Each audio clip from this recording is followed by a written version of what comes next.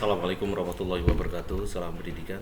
Salam rayu bagi seluruh guru Indonesia dan teman-teman subscriber yang saya banggakan. Terima kasih Anda masih setia bersama dengan channel Radana Silaf Priyadi untuk mengikuti perkembangan informasi terkait dengan P3K atau CPNS di tahun 2022 ini.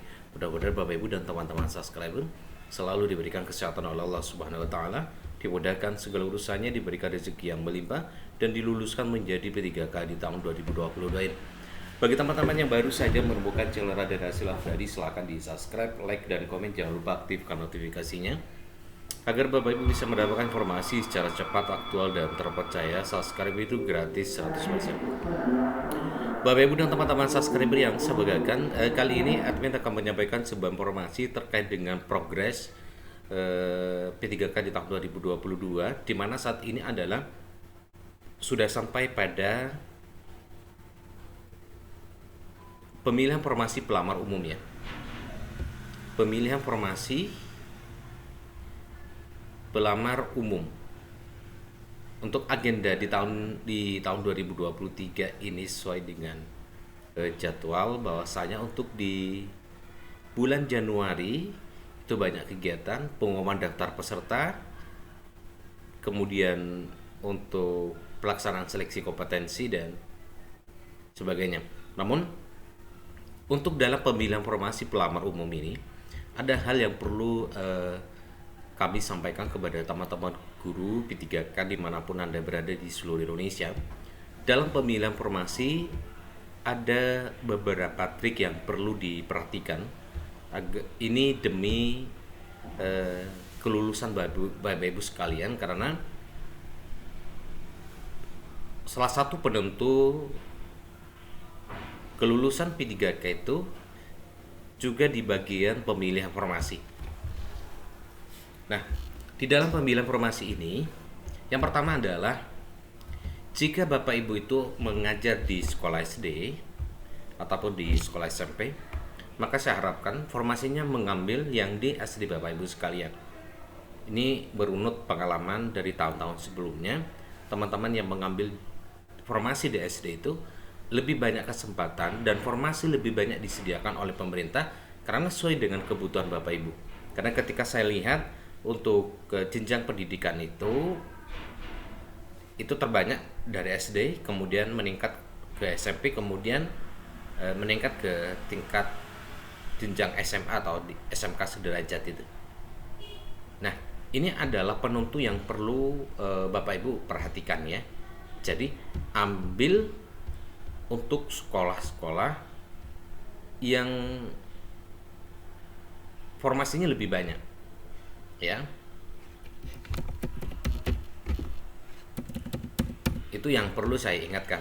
Kemudian yang kedua Bapak Ibu sekalian, tata cara dalam memilih formasi itu pilihlah kabupaten sendiri ya, daerahnya masing-masing. Jangan Bapak Ibu kemudian mengambil daerah tetangga ya. Selama masih ada formasi di daerahnya masing-masing, maka Bapak Ibu harus memilih daerahnya.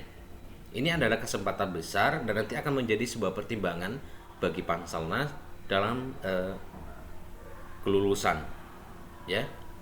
Jadi kalau misalnya masyarakat itu berada daerahnya sendiri, kemudian yang satu ada di daerah lain, maka Panselnas akan lebih memilih teman-teman yang berada di daerahnya masing-masing.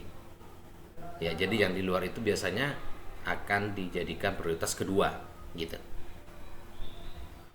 Ya, ini penting Bapak Ibu perlu diperhatikan ya. Ini sesuai dengan pengalaman-pengalaman ya, pengalaman-pengalaman yang terjadi pada tahun 2021 dan tahun 2022 kemarin.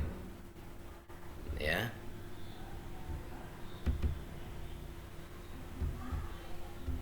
Kemudian yang ketiga adalah Bapak Ibu sekalian, apabila dalam linearitas yang sudah yang terdapat dalam dapodik masing-masing ya, di infogitikanya, maka ambil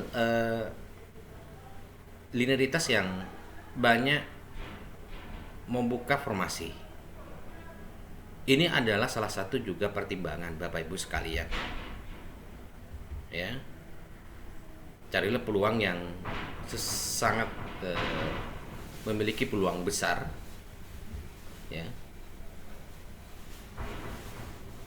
Jurusan-jurusan yang biasanya jurusan-jurusan yang aneh-aneh itu biasanya nanti akan sangat sedikit sekali peminatnya Bapak Ibu sekalian.